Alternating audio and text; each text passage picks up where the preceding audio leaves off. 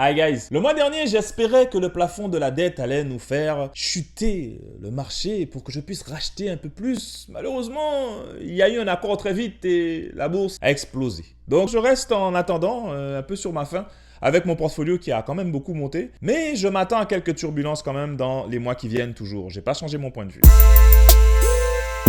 Ce mois-ci, comme d'habitude, on va faire une petite mise à jour sur les marchés et on va aussi parler de l'intelligence artificielle. Donc, vous avez remarqué que l'année dernière, en fait, lorsque tout le monde disait que c'était la fin du monde et que la bourse allait cracher, on avait commencé à acheter en janvier. J'avais acheté à l'époque de la technologie. Plus personne ne voulait en entendre parler. Et il y a 3 indices, en fait, que vous pouvez analyser. Le premier, c'est le Dow Jones. C'est vraiment les entreprises de papy, tout ce qui est essence, gaz, des entreprises vraiment traditionnelles. Il y a le S&P 500, on va dire que c'est le mélange des deux. Et troisième indice qu'on va regarder, c'est le Nasdaq qui regroupe vraiment beaucoup d'entreprises technologiques comme Apple, Facebook, etc. Dans ce petit graphique-là, en fait, vous allez remarquer quoi? Vous allez remarquer que le Dow Jones, c'est la ligne orange.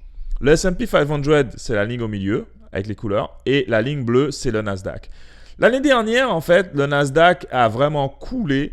Le S&P 500 aussi et le Dow Jones est passé au-dessus. Donc, la majorité des investisseurs, en fait, quand ils voient ça, ils se disent « c'est extraordinaire. Dow Jones a vraiment performé l'année dernière. Donc, du coup, moi, qu'est-ce que je vais faire? Cette année, je vais mettre tout mon argent dans le Dow Jones et je vais vendre mes actions technologiques. » Et qu'est-ce qui est arrivé à votre avis? Eh bien, les actions technologiques sont remontées. Et elles sont remontées à un tel point, en fait, qu'elles ont dépassé le S&P 500. Vous allez voir que là, arrivé ici, là, le Nasdaq, là, a vraiment dépassé tout le monde et au-dessus. Et là, qu'est-ce que les gens font, à votre avis? Eh bien, ils disent « c'est extraordinaire.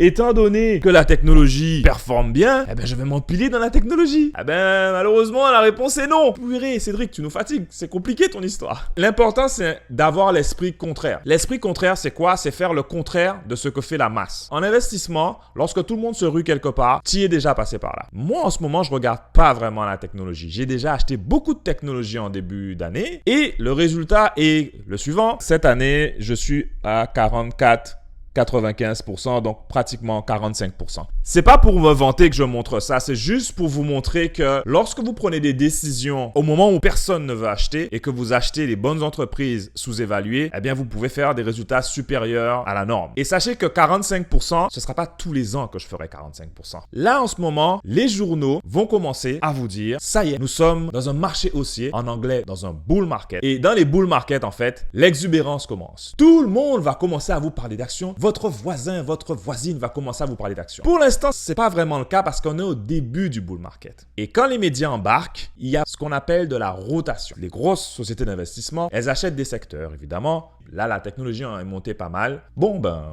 Je pense qu'on a fait assez d'argent aujourd'hui, James. Ils vont vendre la technologie et ils vont acheter d'autres secteurs. Alors, qu'est-ce que je fais à votre avis?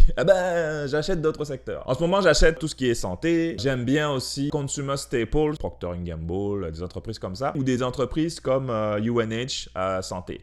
Si vous voulez avoir vraiment le détail sur ce que j'achète, il faut prendre le cours et puis participer à notre groupe de joyeux loufoques qui aimons faire de l'argent en rigolant. Ça, c'était mon point de vue sur les marchés. Évidemment, tout ce que je dis, ce n'est pas un conseil d'investissement. Faites vos devoirs. Alors, on parle beaucoup aussi d'intelligence artificielle. Et lorsqu'on parle d'intelligence artificielle, en ce moment, il y a beaucoup d'exubérance. Tout le monde dit que Palantir, qui est une entreprise qui fait beaucoup d'intelligence artificielle, sera le nouveau Microsoft. Ou bien que Tesla va monter à 3000 $.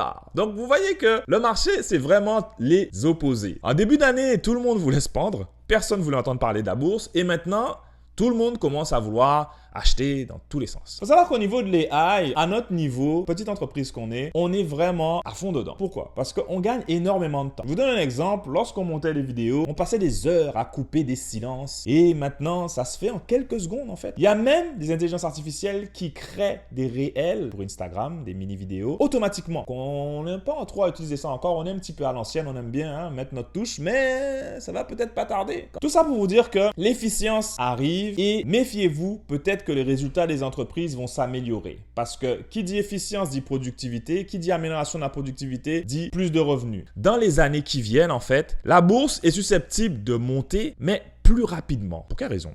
Alors, il faut savoir que les derniers 30 ans, en fait, le S&P 500, le marché américain, a monté en moyenne de 10% par an. OK?